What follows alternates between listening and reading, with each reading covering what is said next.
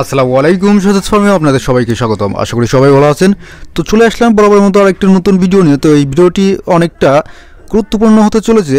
যারা কোয়েল পাখি সম্পর্কে জানতে চান বা কোয়েল পাখির খামার করতে যাচ্ছেন ছোট পরিসরে পরিসরে যেভাবেই হোক, বা কোয়েল পাখি কিনতে যাচ্ছেন, তারা অবশ্যই ভিডিওটি গুরুত্ব সহকারে দেখবেন।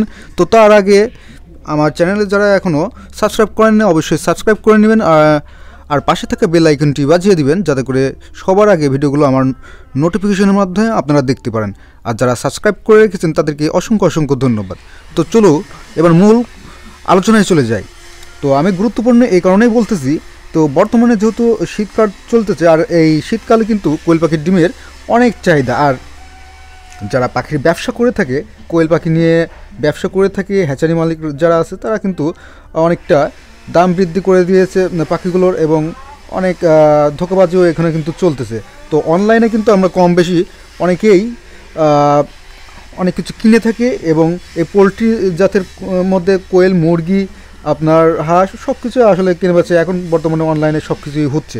তো এক্ষেত্রেও আপনাদের অবশ্যই সতর্ক থাকতে হবে। আর কোয়েলের ক্ষেত্রে যে সমস্যাটা হয়ে থাকে সেটা হচ্ছে আমরা কিন্তু পুরুষ পাখি বেশি পেয়ে যাই যারা অনলাইনে কিনে থাকি। সেক্ষেত্রে দেখা যাচ্ছে যে আমি অনলাইনে অর্ডার করলাম, তিনি পাঠিয়ে দিল বাসের মাধ্যমে বা কুরিয়ারের মাধ্যমে, যেভাবে হোক পাঠালো, কিন্তু সেটা কিন্তু মহিলা পাখির থেকে পুরুষ পাখি বেশি হয়ে থাকে, বা পুরুষ পাখিটাই অধিকাংশ দিয়ে থাকে।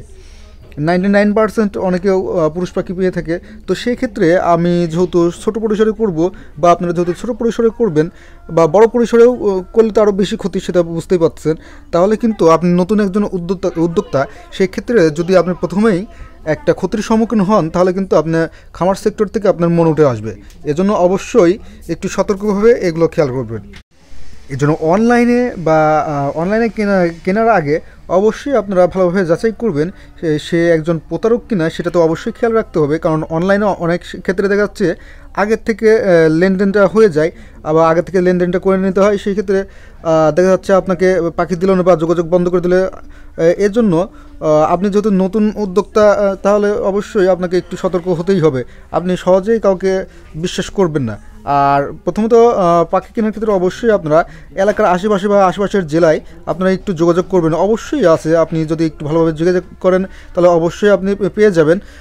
সেক্ষেত্রে আপনি যদি সেখানে খামার থেকে নিয়ে আসতে পারেন, 50 পিস পাখিও যদি নেন, আপনার হয়তো কিছুটা বাড়তি খরচ যাচ্ছে, কিন্তু তারপরেও আপনি যদি একটু পরিশ্রম করেন তাহলে কিন্তু আপনি নিজে দেখে শুনে একেবারে মহিলা পাখি নিয়ে আসতে পারবেন। সেক্ষেত্রে আপনার এখানে একটু খরচটা বাড়তি হলেও কিন্তু পরবর্তীতে আপনি একটা খামার করে সুন্দরভাবে এখান থেকে প্রফিট নিয়ে আসতে পারবেন। কেন বলছি, আপনি মহিলা পাখি না হলে তো ডিম পাচ্ছেন না। তো এই ব্যাপারটাই বেশি হয়ে থাকে। আর সেকেন্ডলি আরেকটা বিষয় যদি বলি, যেহেতু এখন শীতের সময়, সেক্ষেত্রে অনেকেই আপনার কম বয়সের পাখি বেশি বয়সের পাখি বলে ধরে দিতে পারে। এর জন্য খামারে গিয়ে অবশ্যই নিয়ে আসার চেষ্টা করবেন। আর আপনারা যদি নতুনভাবে খামার করতে চান তাহলে অবশ্যই অল্প পরিসরে প্রথমে করার চেষ্টা করবেন। দেখা যাচ্ছে যে আপনি বেশি পরিসরে করলেন, এখন যেহেতু আরও শীতের সময়, আপনি নতুন একজন খামারি ভালো মন্দ জানেন না, সেই ক্ষেত্রে কিন্তু আপনার পাখিগুলো দেখা যাচ্ছে ঠান্ডা আক্রান্ত হলে আপনি ডিমের পার্সেন্টেজটা ঠিকমতো পাবেন না। কোন সময় কোন মেডিসিন বা কীভাবে খাবার দিতে হবে অবশ্যই জানার প্রয়োজন আছে। অল্প পরিসরে করলে আপনি হয়তো এখান থেকে কিছু অভিজ্ঞতা অর্জন করলেন, মাসখানেক পরে আপনি আবার বেশি করে পাখিগুলো নিয়ে আসলেন। তো সেক্ষেত্রে আপনি কিন্তু খামারটা শুরু করতে পারেন। তো আমিও যদি একজন ক্ষুদ্র উদ্যোক্তা, ছোট পরিসরে আমার খামারটা করার চেষ্টা করতেছে। আপনারা দেখেছেন আমার কিছু প্যারেন্টস পাখি রয়েছে, এবং ডিমের জন্য আমি কিছু পাখি করব খুব শীঘ্রই। আমি নিজেও 200 পাখি খাঁচাই পালবো, এবং যেতে কিছু পালার চেষ্টা করব ইনশাল্লাহ।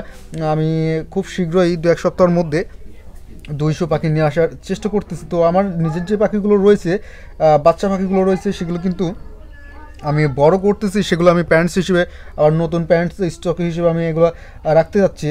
তো এর জন্য আমি একটু সময় নিচ্ছি আসলে। আর আমার যেহেতু সময় একটু কম, এই জন্য আমি এই সেক্টরে একটু সময়টা কম দিতে পারতেছি, যদিও আমার অনেক ইচ্ছা আছে আমি বড় পরিসরে খামার সেক্টরে একটু যুক্ত হই, কিন্তু আসলে সময়ের অভাবে বা এটা করতে পারছি না। কেননা এখানে আপনার খেয়াল রাখার অনেকটা প্রয়োজন আছে। আপনি যদি যত্নশীল না হন সেক্ষেত্রে আপনি ক্ষতির সম্মুখীন হবেন। তাই অবশ্যই আপনারা খামার করতে গেলে এই বিষয়গুলো অবশ্যই খেয়াল রাখবেন। তো আজকের মতো এখানেই শেষ করতেছি। আশা করি আপনাদের ভিডিওতে উপকারে আসতে পারে। যদি ভালো লেগে থাকে তাহলে অবশ্যই ভিডিওতে একটু লাইক করবেন। কোনো মন্তব্য থাকলে কমেন্ট সেকশনে কমেন্ট করতেও কিন্তু ভুলবেন না। তো আজকের মতো এখানে শেষ করতেছি। সবাই ভালো থাকবেন, সুস্থ থাকবেন। আল্লাহ হাফেজ।